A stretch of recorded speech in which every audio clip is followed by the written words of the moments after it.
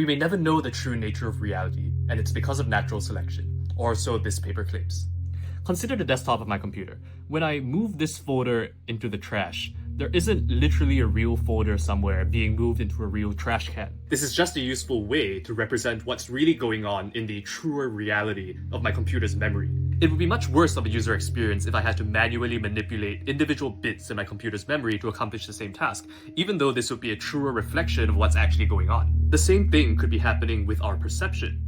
Natural selection optimizes for traits in organisms that are useful to survival. Usefulness is the only thing that's being optimized for, not truth. So what we see could be radically different from what the true nature of reality actually is. Even though what's useful to perceive could coincide with what's true, we have no way of knowing in principle if this is the case, since everything is filtered through our perception. In fact, we already know that there are some parts of true reality that we can't perceive, like ultraviolet or infrared light.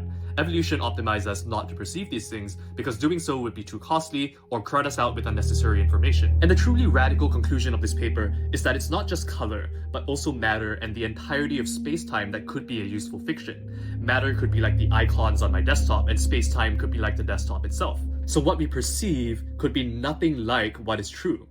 Some theist philosophers have used this to claim that we need God as a link between what we perceive and what is actually true, but that's a whole another rabbit hole, and I think this argument is already interesting enough to think about as it is.